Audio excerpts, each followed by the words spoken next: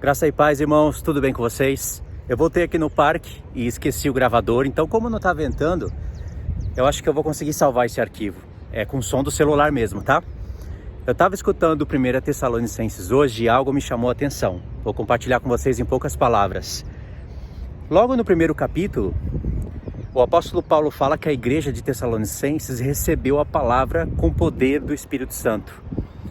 E que, sabendo disso, a gente sabe que houve sinais, prodígios. Eles receberam a palavra, eles se tornaram igreja modelo para todas as igrejas. E eles creram no poder de Deus e aceitaram a palavra.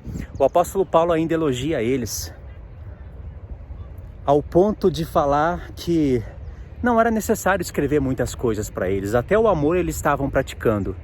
Mas veja bem, eles viram sinais e prodígios do Espírito Santo, eles aprenderam a palavra do Senhor e sobre a vinda do Senhor. Essa é a carta que mais fala da vinda do Senhor, vocês perceberam? Em cada final de cada capítulo, ele fala da vinda do Senhor.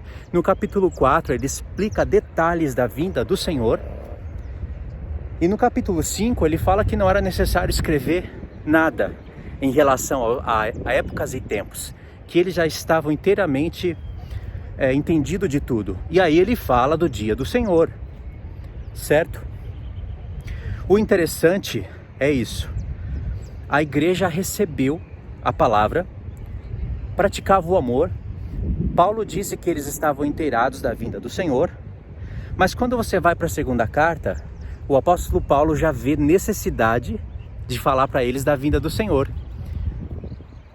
Ou seja, e ainda fala que ninguém era para enganar eles com carta, por espírito ou por palavra, como se o dia do Senhor estivesse perto. De uma carta para outra, a gente sabe que aconteceu coisas naquela igreja. Então é interessante que mesmo a igreja vendo sinais e prodígios, sendo ensinada pelo próprio apóstolo Paulo, você vê que ela cai no entendimento.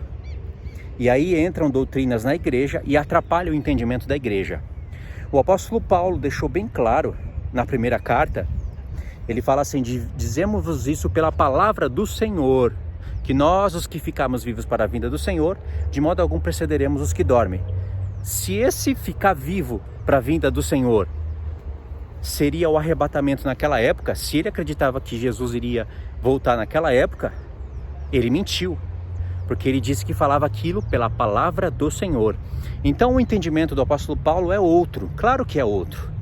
Ainda tinha que formar as 2 pernas da estátua, os 2 pés da estátua, tinha que formar os 10 dedos de barro e ferro para depois a pedra vir e bater nos pés da estátua. Então o entendimento dele era outro, senão ele seria um falso profeta. Mas aí estavam enganando a igreja. Da primeira carta para a segunda carta você vê esse engano. Imagine só, se a igreja daquela época, ensinada pelo apóstolo Paulo e por outros apóstolos, vendo sinais e prodígios, eram enganadas, ainda assim era enganada e caía no entendimento, imagine as igrejas de hoje. Então você tem que prestar muita atenção quando você estudar a carta do apóstolo Paulo nos nossos dias e ver esses detalhes. O apóstolo Paulo jamais está ensinando arrebatamento secreto para a igreja, pelo motivo do próprio contexto da carta e por vários outros motivos. Quando você estuda a carta, as cartas dele nesses pontos, vocês vão perceber que ele jamais poderia estar ensinando.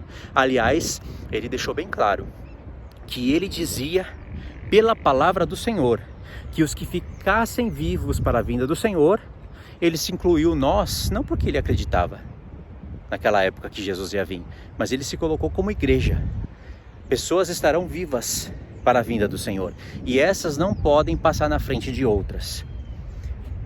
Entendeu como é importante você estudar a carta? E tem outros pontos dentro dessa carta que eu já ministrei no canal.